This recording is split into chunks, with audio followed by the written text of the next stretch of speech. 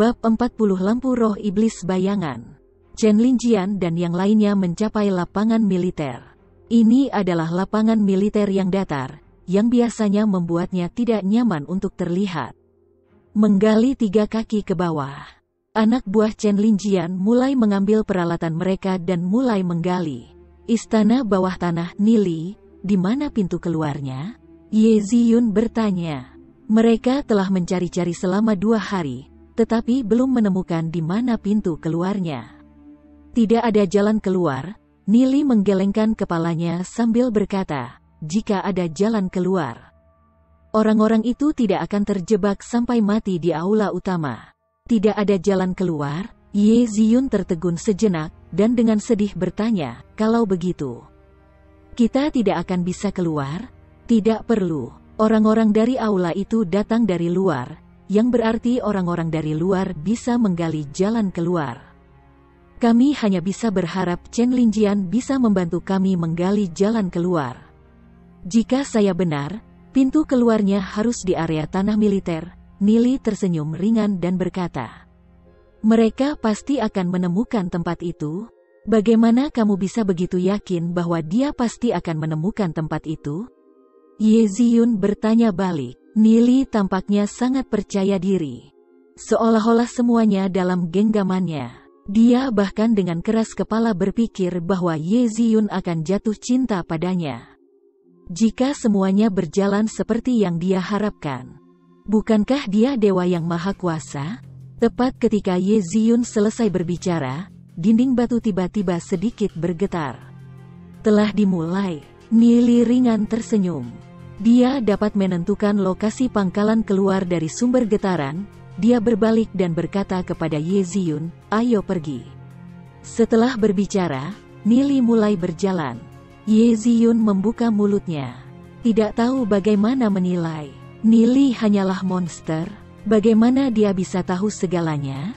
Akankah ada suatu hari di mana dia benar-benar akan menjadi pacarnya?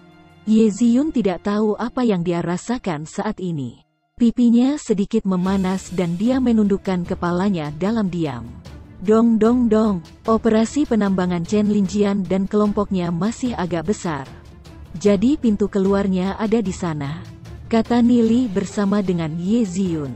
Keduanya menuju ke arah sumber suara dan akhirnya berhenti di depan sebuah dinding batu. Dia memeriksa dinding untuk sementara. Dinding batu harus menjadi pintu tersembunyi. Sebelumnya, ketika mereka lewat di sini, mereka tidak menyadari apa-apa. Nili meletakkan tangannya ke dinding batu dan perlahan mendorong ke dalam. Gemuruh gemuruh gemuruh. Dinding batu perlahan berbalik. Sebuah kamar batu besar muncul di depan Nili dan Ye Ziyun. Di dalam ruang batu, ada tangga yang menghubungkan ke atas. Namun, pintu keluar telah terhalang oleh beberapa batu besar, dan di belakangnya terdengar suara gemerincing. Seharusnya ada seseorang yang mencoba mendobrak pintu masuk. Hal-hal di ruang batu meninggalkan Nili dan Ye Ziyun dalam keadaan shock. Tempat ini dipenuhi dengan segala macam baju besi perunggu dan perak. Bahkan ada sejumlah besar gulungan prasasti. Kristal iblis, bulu dan bahan tipe tanduk. Itu juga penuh dengan logam mulia dan tumpukan koin emas, yang secara alami merupakan mata uang kekaisaran suci. Ada juga banyak barang berharga yang tidak diketahui yang seharusnya menjadi harta berharga dari kekaisaran suci. Jika seseorang memperoleh harta ini dan membawanya kembali ke kota Glory untuk menjualnya, mereka pasti akan menghasilkan banyak uang. Ziyun, pergi ambil beberapa barang. Nili menatap Ye Ziyun dan berkata, jumlah harta di sini terlalu banyak. Cincin interspesial mereka tidak dapat menampung semua hal ini. Dan jika mereka ingin membersihkan semua harta di sini, tidak dapat dihindari bahwa Chen Lingjian dan yang lainnya akan berkomentar tentang hal itu. Nili tidak serakah. Dia hanya ingin mengambil barang yang dia inginkan dan meninggalkan sisanya. Tatapan Nili jatuh ke platform batu. Di bagian atas peron, sebuah lampu berkedip dengan cahaya. Dan cahaya itu dipenuhi dengan misteri. Setelah melihat lampu ini, wajah Nili dipenuhi dengan kegembiraan. Ini benar-benar lampu roh iblis bayangan. Shadow Devil adalah binatang iblis yang sangat langka dan misterius. Dikatakan bahwa ketika kekaisaran angin salju sudah punah, hanya 7 roh iblis bayangan iblis yang tersisa dan dibuat menjadi 7 lampu yang ditempatkan di sebuah kuil di benua ilahi. Belakangan, lampu-lampu ini dicuri oleh pencuri dan bocor ke seluruh dunia. Alasan mengapa Nili peduli dengan lampu roh iblis bayangan ini adalah karena dia menginginkan roh iblis bayangan di dalamnya. Setelah mencapai peringkat silver, Nili akan dapat berintegrasi dengan satu roh iblis. Kurang dari teknik budidaya dewa surgawi lebih besar dari dapat memungkinkan Nili untuk berintegrasi dengan 7 roh iblis yang berbeda. Oleh karena itu, untuk roh pertama, Nili tidak ingin itu menjadi roh iblis sampah biasa. Namun, jika rohnya terlalu kuat, Nili tidak akan bisa berintegrasi dengannya, maka roh setan bayangan adalah yang paling cocok. Meskipun iblis bayangan tidak terlalu kuat dalam kemampuan bertarungnya, itu adalah yang paling misterius. Ia memiliki banyak kemampuan unik, oleh karena itu, setelah berintegrasi dengannya, bahkan jika Nili mencapai puncak kultivasi, roh iblis bayangan masih dapat memainkan peran yang kuat. Dengan roh iblis bayangan, Nili akan dapat mempelajari beberapa seni bela diri khusus. Dalam kehidupan sebelumnya, lampu roh iblis bayangan berakhir di tangan Shen Yue dan dijual dalam pelelangan oleh Shen Yue. Dan dalam kehidupan ini, itu diambil oleh Nili. Nili menyimpan lampu itu, memasukkannya ke dalam cincin interspatialnya. Dia menoleh dan melihat Ye Ziyun memilih beberapa item. Dengan batu permata muskil, dia tidak tertarik pada item terkait permata lainnya. Dia hanya memilih beberapa kristal iblis dan gelang kaki gigi iblis. Ye Ziyun memiliki mata yang bagus. Beberapa kristal iblis yang dia ambil adalah kristal binatang iblis peringkat emas hitam. Binatang iblis peringkat emas hitam sangat langka. Jika kristal iblis itu dibuat menjadi senjata perang atau baju besi, ada kemungkinan mereka berakhir sebagai senjata dan baju besi iblis emas hitam. Adapun gelang kaki gigi tulang itu adalah pecahan tulang dari binatang raksasa angin salju peringkat legenda. Meskipun hanya pecahan tulang, itu juga sangat langka dan bisa sangat meningkatkan kekuatan roh iblis. Setelah memilih item, bum dinding batu besar di sebelah batu besar telah membuka pintu masuk. Tembakan cahaya yang menyilaukan ke dalam ruangan. Chen Linjian dan yang lainnya segera memenuhi tempat itu. "Ini kalian," kata Chen Linjian, tertegun sejenak saat melihat Ye Ziyun dan Nili. Dia tidak pernah membayangkan bahwa Ye Ziyun dan Nili akan menjadi hal pertama yang mereka temui setelah masuk. Setelah melihat Ye Ziyun, Chen Linjian menjadi lega.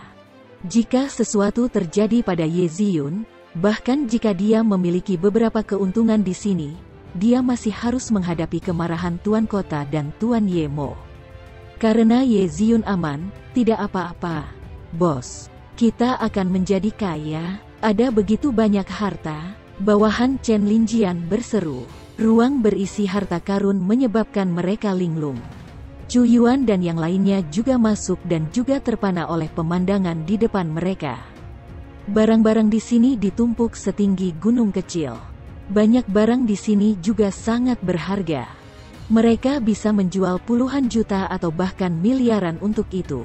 Nili, sesuai dengan kesepakatan kami, kamu akan mengambil pilihan pertama. Chen Linjian menatap Nili dan berkata, dia adalah seseorang yang menepati janjinya. Lebih jauh lagi, dia menghargai persahabatan antara dia dan Nili. Aku sudah memilih, sisanya milikmu. Nili ringan tersenyum dan berkata, harta yang menumpuk di gunung itu tampaknya tidak memiliki godaan baginya. Aku juga telah mengambil beberapa barang. Ye Ziyun berkata, aku juga tidak butuh sisanya. Chen Linjian sedikit mengangguk dan memerintahkan anak buahnya untuk mengisi cincin interspesial mereka dengan harta karun. Chu Yuan berjalan ke sisi Chen Linjian, merendahkan suaranya dan berkata, Tuan Muda Chen, apakah Anda bersedia? Mereka berdua sudah lama berada di sini, mereka pasti mengambil banyak barang bagus. Mereka mungkin mengambil yang paling banyak barang berharga, maka mereka tidak peduli dengan barang-barang ini. Apa maksudmu? Chen Linjian mengerutkan alisnya, menatap Chu Yuan. Chu Yuan dengan dingin berkata, kamu harus memanggil mereka untuk mengambil semuanya sebelum pergi. Barang yang paling berharga mungkin diambil oleh mereka. Mendengar kata-kata Chu Yuan, Chen Linjian mendengus dan berkata, mereka ada di sini lebih dulu sebelum kita, dan menemukan tempat ini terlebih dahulu. Bahkan jika mereka mengosongkan seluruh ruangan, kita tidak punya apa-apa untuk dikatakan. Mereka sudah meninggalkan begitu banyak barang untuk kita. Mungkin secara manusiawi, Tuan Muda Chen, saya jamin barang-barang yang mereka miliki. Setiap barangnya adalah harta yang tak ternilai. Jangan menyesalinya. Chu Yuan dengan gelisah berkata, tersesat. Jangan berpikir bahwa saya tidak tahu apa yang Anda pikirkan. Anda memiliki konflik dengan Nili dan ingin menggunakan saya sebagai proksi. Kesempatan besar. Chen Linjian mengangkat kakinya dan menendang dagu Chu Yuan. Menendangnya dan membuatnya terbang keluar. Peng Chu Yuan tersungkur terlebih dahulu dan salah satu giginya copot, mengisi bagian dalam mulutnya dengan darah. Chu Yuan dengan marah mengangkat kepalanya dan memelototi Chen Linjian, tetapi segera menarik kembali amarahnya. Chen Linjian adalah anggota keluarga besar, keturunan langsung dari keluarga ilahi. Bagaimana dia bisa merajalela terhadap Chen Linjian? Nili, ini semua salahmu. Aku tidak akan membiarkanmu pergi dengan mudah. Chen Linjian mengosongkan ruang harta karun. Meskipun Nili mengambil lampu roh iblis bayangan, dan Ye Ziyun juga mengambil beberapa barang. Masih ada cukup banyak barang berharga yang tersisa di sana dan dapat dijual dengan harga yang cukup mahal. Karena itu, panen Chen Linjian masih sangat bagus. Chen Linjian menepuk bahu Nili dan berkata, saudaraku, jika bukan kamu yang membimbingku ke tanah militer ini, aku tidak akan bisa mendapatkan begitu banyak barang. Putaran ini, aku, Chen Linjian berhutang padamu. Jika ada sesuatu di masa depan, temukan saja aku secara langsung. Chen Linjian tidak pernah bertanya apapun tentang apa yang diambil Nili, tetapi hanya berterima kasih padanya. Ini membuat Nili memiliki kesan yang baik tentang dia di dalam hatinya. Tidak heran Chen Linjian berhasil menjadi orang yang paling menonjol di antara rekan-rekan dari 3 keluarga besar. Baik, Nili juga menjawab dengan lugas.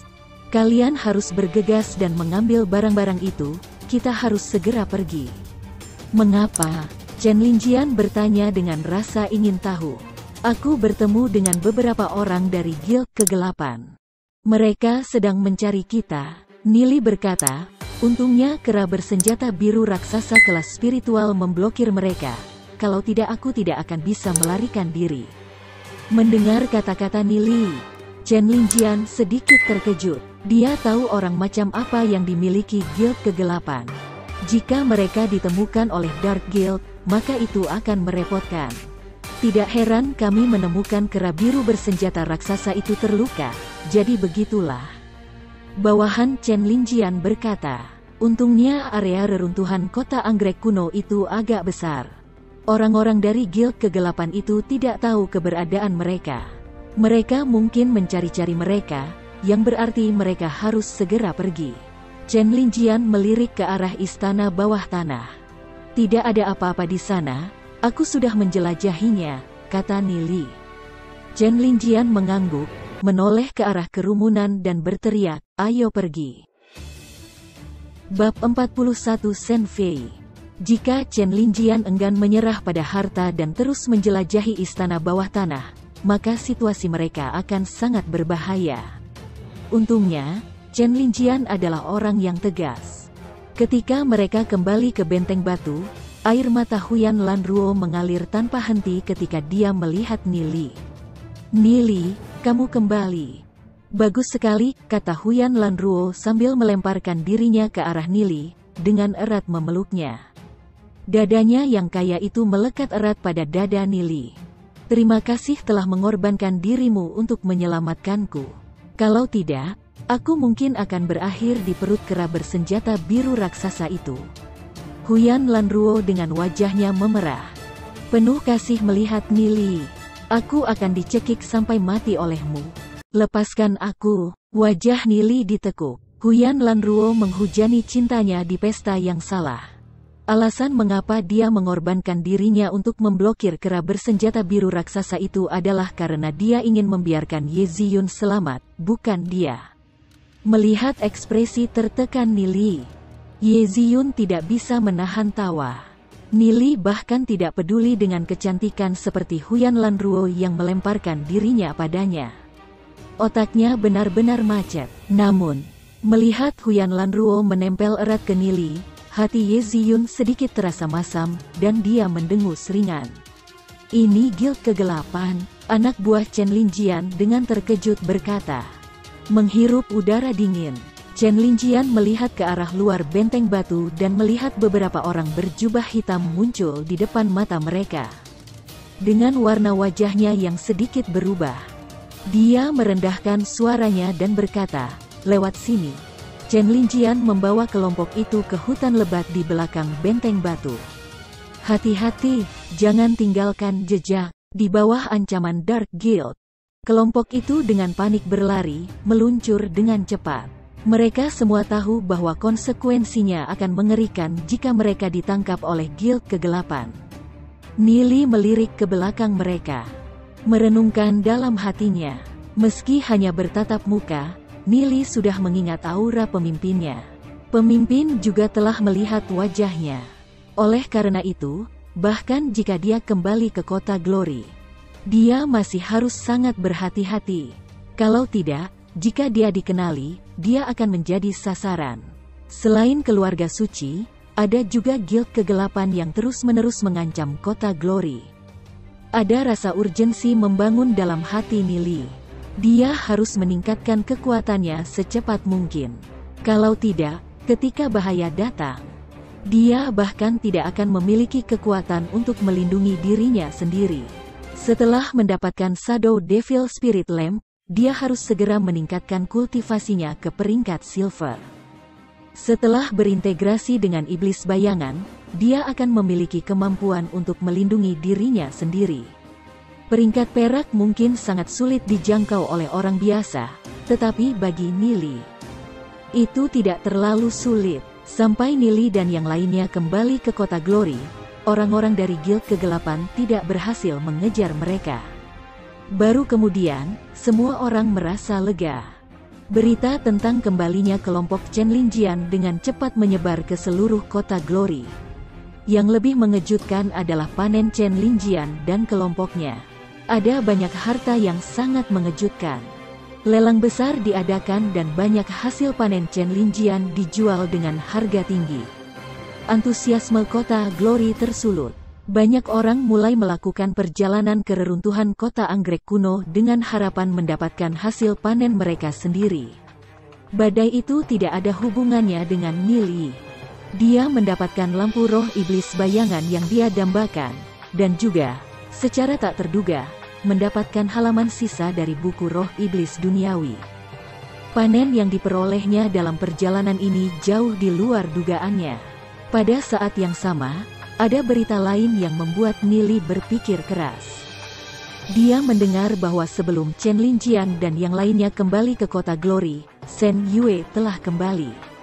Selain itu, tidak ada orang yang kembali dengan Shen Yue. Ini sedikit terlalu aneh. Dengan kekuatan Shen Yue saja, bagaimana mungkin dia bisa melewati semua area berbahaya dan kembali ke kota Glory? Berpikir kembali ketika mereka menemukan orang-orang dari Guild Kegelapan di reruntuhan kota anggrek kuno, Nili tiba-tiba memikirkan satu kemungkinan. Mungkin ada hubungan rahasia antara keluarga suci dan Guild Kegelapan. Dia seharusnya memikirkan ini sebelumnya.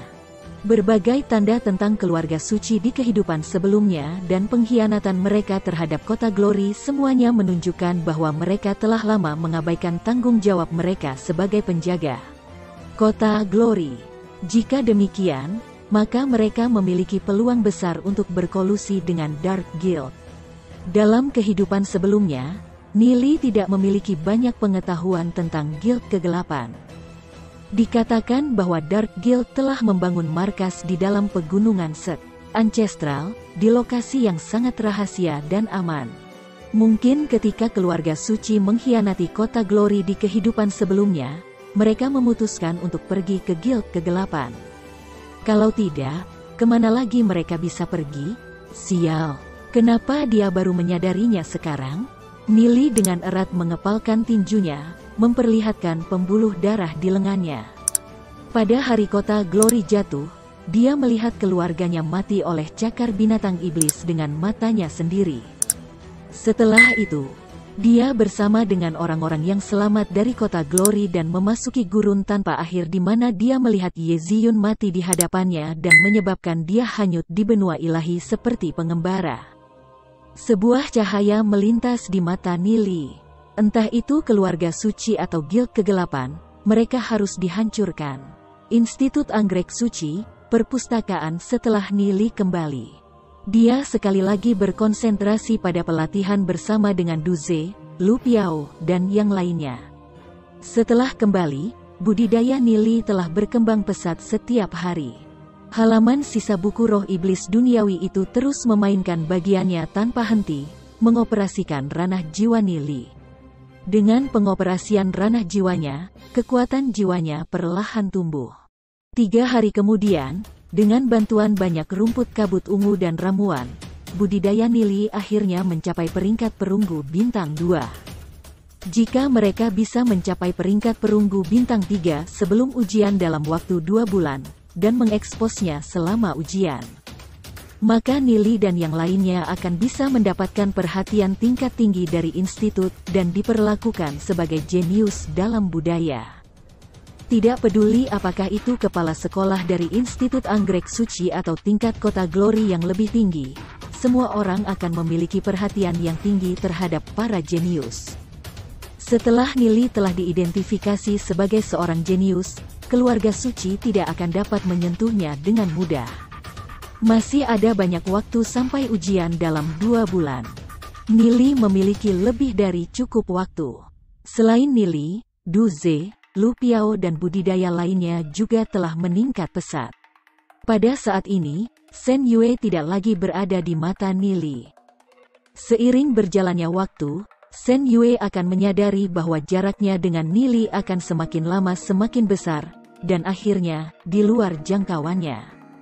Pada saat ini, sebuah pesan menyebar dengan liar ke seluruh institut.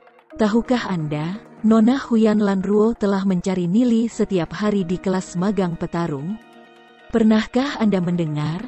Nona Huyan Lanruo secara terbuka mengumumkan bahwa dia ingin mengejar Nili, dan akhirnya memiliki konflik dengan Nona Xiao Ninger. Kau tahu, Nona Huyan Lanruo dan Nona Xiao Ninger memperebutkan seorang anak laki-laki. Dan aku mendengar bahwa anak itu adalah murid dari kelas magang petarung. Berita itu menjadi semakin keterlaluan. Tidak tahu apakah itu benar. Gosip dengan gila-gilaan menyebar ke seluruh institut. Lagi pula, masalah tentang 2 gadis yang merebut satu pria cukup jarang. Lebih jauh lagi, kuncinya adalah Huyan Lanruo dan Xiao Ninger. Keduanya adalah keindahan yang jarang ditemukan di Institut Anggrek Suci. Wanita-wanita berbakat seperti itu. Jika yang mereka kejar adalah seorang jenius, maka tidak apa-apa. Namun, salah satu yang mereka berdua kejar, ternyata adalah murid kelas magang petarung. Ini menyebabkan semua orang tercengang. Baru-baru ini, Nili menjadi pusat perhatian. Pertama, dia mendiskreditkan keluarga suci. Selanjutnya dia memprovokasi gurunya. Setelah itu, berita tentang keluarga suci yang ingin membunuhnya keluar, dan sekarang, 2 kecantikan mengejarnya. Ini hanya menyebabkan Nili menjadi terkenal di seluruh akademi. Huyan Lanruo mengunjungi perpustakaan di Institut Anggrek Suci beberapa kali dan dihindari oleh Nili. Dikatakan bahwa setelah itu, setiap hari ketika sekolah diliburkan, Huyan Lanruo akan menjaga gerbang akademi, menunggu Nili. Nili, jika tim penegak hukum sekolah mengetahui bahwa kamu telah memanjat tembok, konsekuensinya tidak akan baik. Lu Piao berkata, tertawa sambil menatap Nili.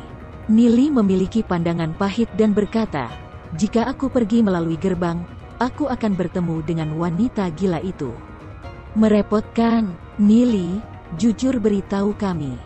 Bagaimana Anda mengacaukan Nona Huyan Lanruo itu?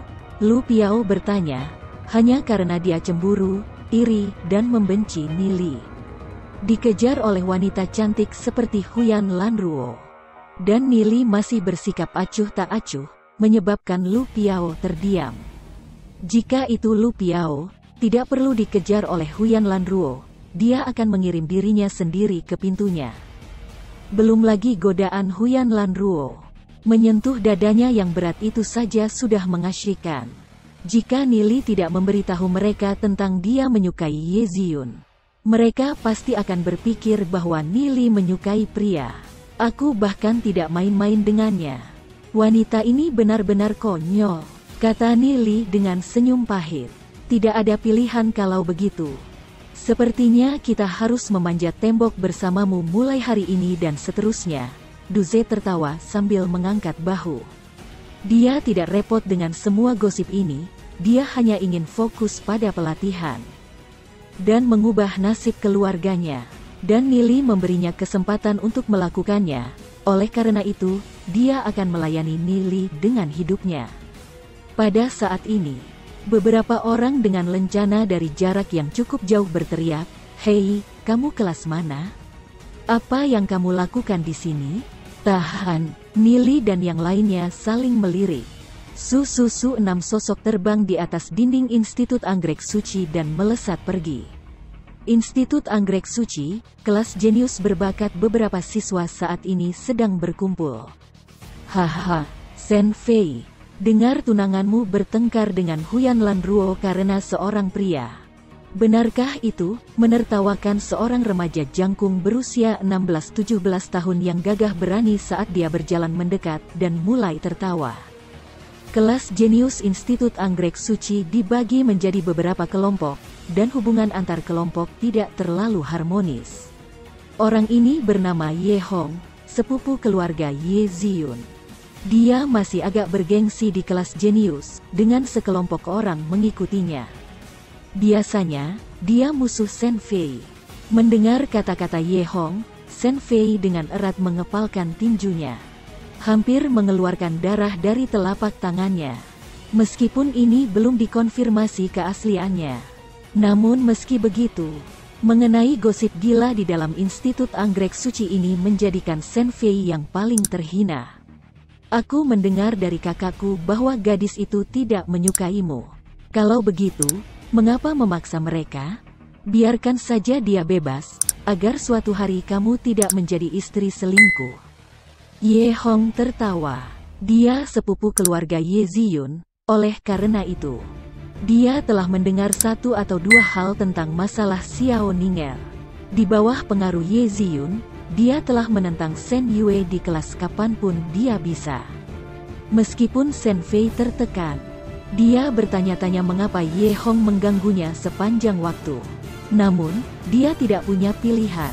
Identitas Ye Hong dengan kuat menekannya.